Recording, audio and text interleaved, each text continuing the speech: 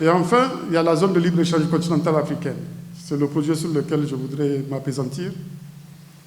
Mais j'ai rappelé les autres projets parce que la zone de libre-échange continentale n'aurait pas de sens si on n'a pas d'infrastructure. Elle n'aurait pas de sens si on n'a pas de production à échanger, s'il n'y a pas de développement industriel ou de développement agricole. Donc, la zone de libre-échange continentale permet de mettre en place un marché africain unique.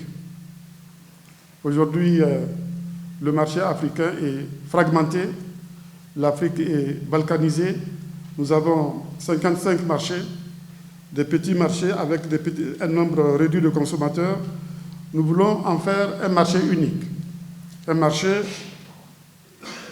de 1,3 milliard de consommateurs aujourd'hui. Ces consommateurs seront 3 milliards en 2050. Et au rythme de croissance de la population africaine, qui est de 3% chaque année en moyenne, nous serons plus de 10 milliards en 2100.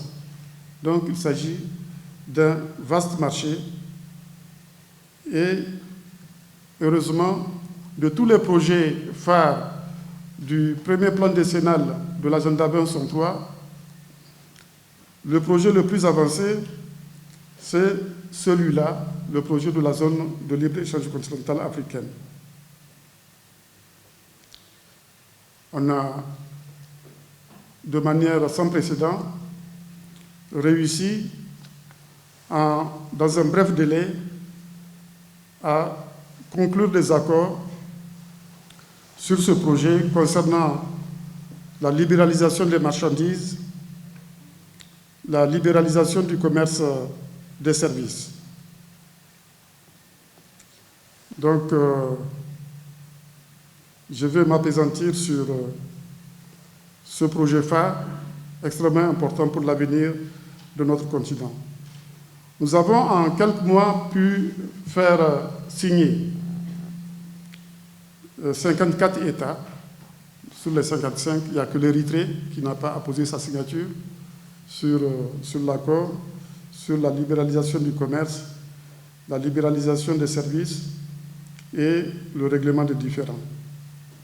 Nous avons également une quarantaine de ratifications, et ce qui fait que l'accord est effectivement entré en vigueur, puisqu'il fallait 27 ratifications pour que l'accord rentre effectivement en vigueur. Nous avons beaucoup discuté, bien sûr, puisqu'il faut prendre des précautions, sur les règles d'origine. Aujourd'hui, nous avons une couverture de 88% en ce qui concerne les règles d'origine. Des négociations continuent encore sur un certain nombre de secteurs, comme le secteur de l'automobile, comme le secteur des textiles, le secteur du sucre et des vêtements.